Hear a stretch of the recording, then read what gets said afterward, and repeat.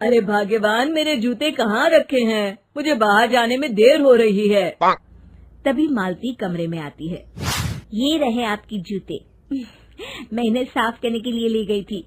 अरे वाह, तुम कितनी समझदार हो। मेरे बिना कुछ कहे ही सारे काम कर देती हो। तभी मालती झिझकते हुए रमेश से कहती है, सुनिए जी, आपसे एक बात कहूँ, बुरा तो नहीं मानेंगे ना? अरे नहीं नहीं, बेफिक्र होकर कहो। शादी से पहले मैं अपने मायके में नौकरी करती थी। मैं चाहती हूँ कि अब मैं फिर से नौकरी करना शुरू कर दूं। वैसे भी सारा दिन घर में बोर हो जाती हूँ। देखो मालती, तुम्हारे नौकरी करने से मुझे कोई ऐतराज नहीं है, लेकिन तुम्हें एक बात बता दूं, हमारे खानदान में आज तक कभी किसी औरत ने नौकरी नहीं की। फिर भी एक बार तुम माँ से पूछ कर देखो, अगर वो तुम्हें नौकरी करने की इजाजत दे देती है तो अच्छी बात है। रमेश वहाँ से चला जाता है। फिर उसी शाम मालती अपनी सास के पैर दबा रही होती है। तभी उसकी सास मालती से कहती है, अरे क्या बात है बहू, आज तो ठीक तरह से मेरे पैर नहीं दबा रही। किसी ख्याल में खोई पड़ी है क्या? मैं भी तो जानूं आखिर बात क्या है। दरअसल वो माँ जी। अरे हाँ हाँ बोलो, इतना सोच क्यों रही हो? माँ जी, अगर आप बुरा न माने तो मैं नौकरी करना चाहती हूँ। घर के काम करने के बाद मेरे पास काफी वक्त बच जाता है। मालती की ये बात सुनकर उसकी सास गुस्से में कहती है, अरे बहू, तेरी तबीयत तो ठीक है ना? आज ये कैसी बहकी बातें कर रही है? भला हमारे खानदान में आज तक कभी किसी औरत ने नौकरी की है जो तू नौकरी करने की बात कर रही है, हैं? अरे बहू, तू क्या रिश्तेदारी में हमारी नाक कटाना चाहती है? जितना जल्दी हो सके अपने दिमाग से नौकरी का भूत उतार दे, और अब जा, जल्दी से रसोई में जा, खाना बनाने का वक्त हो रहा है। मालती मन मार कर खाना पकाने के लिए रसोई घर में चली जाती है। अगले दिन, नमस्ते माँ जी, कैसी हैं आप? अरे आओ आओ दिवाकर बेटा, बैठो, मैं तुम्हारे लिए चाय मंगाती हूँ। बहू, जरा एक कप चाय तो लेती आना। फिर दिवाकर एक फाइल खोलकर मालती की सास के सामने रख देता है। ये देखिए माँ जी, ये है पिछले महीने का हिसाब और ये रहे मुनाफे के रुपए। एक बार हिसाब देख लीजिए और इन कागजों पर अपने दस्तखत कर दीजिए।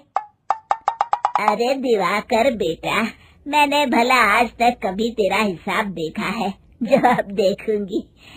ला बता, कहाँ दस्तखत करूं? तभी मालती चाय लेकर वहाँ आ जाती है और अपनी सास को बिना कागजातों को पढ़े इस तरह लापरवाही से दस्तखत करते हुए देखकर हैरान रह जाती है। अच्छा माँ जी, अब मैं चलता हूँ, फैक्ट्री में बहुत काम है। फिर दिवाकर वहाँ से चला जाता है। कुछ दिनों बाद मालती बाजार में कुछ सामान खरीद रही होती है।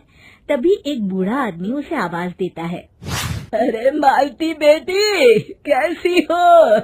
मुझे पहचाना? मैं तुम्हारी कंपनी में मुनीम का काम करता हूँ। हाँ चाचा जी, मैं आपको बिल्कुल पहचानती हूँ। कहिए, कैसे हैं आप? मैं तो ठीक हूँ। कंपनी में कुछ भी ठीक नहीं चल रहा, यहाँ तक कि हमें ठीक वक्त पर तनख्वाह भी नहीं मिलती। ये आप क्या कह रहे हैं? अब क्या बताऊँ, आप लोग तो कभी हिसाब किताब देखने दफ्तर आते नहीं। मेरी मानो तो एक बार आप लोग दफ्तर आकर सारा हिसाब किताब देख लो, आपको असलियत पता चल जाएगी। अच्छा बेटी, अब मैं चलता हूँ, देर हो रही है। फिर वो बूढ़ा वहाँ से चला जाता है। वहीं दूसरी तरफ मालती घर पहुंचकर अपनी सास को सारी बात बताती है। तभी वहाँ रमेश भी आ जाता है, लेकिन मालती की सास मालती की किसी भी बात पर विश्वास नहीं करती। तभी रमेश कहता है, अरे माँ, बिना आग के कभी धुआं नहीं उठता। जब मालती इतना कह रही है तो हमें एक बार दफ्तर चलकर देख लेना चाहिए। वैसे भी हम लोग काफी दिन से अपने दफ्तर नहीं गए हैं। इस तरह किसी एक आदमी के भरोसे काम छोड़ना मुझे भी ठीक नहीं लगता। अगले दिन वे सभी अपने दफ्तर पहुंचते हैं और सीधे दिवाकर के कैबिन में जाते हैं। अचानक सबको एक साथ देखकर दिवाकर चौंक जाता है। अरे माँ जी, आप सब लोग अचानक यहाँ कैसे आ गए? अगर कुछ काम था तो मुझे एक फोन कर दिया होता, मैं आपके घर आ जाता।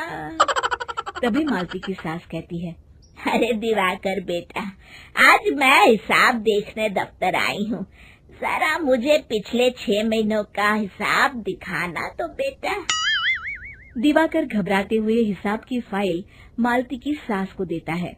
मालती की सास फाइल लेकर मालती को देती है और कहती है, ले बहू, देख ले हिसाब।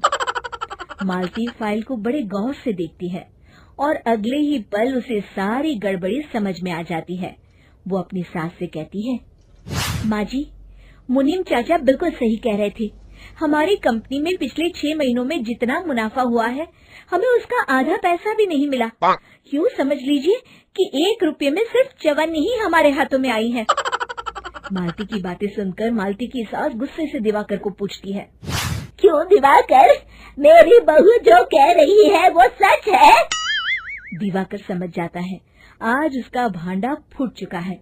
वो गिड़गिड़ाते हुए कहता है, मुझे माफ कर दीजिए माँ जी, मैं पैसों के लालच में अंधा हो गया था। अरे वाह दिवाकर, तू तो 1 नंबर का चोर निकला। इतने दिनों से मैं तुझ पर आंख बंद करके भरोसा करती रही और तू मुझे ही चुना लगाता रहा। अभी के अभी निकल यहाँ से और दोबारा अपनी शक्ल मत दिखाना। दिवाकर वहाँ से भाग जाता है।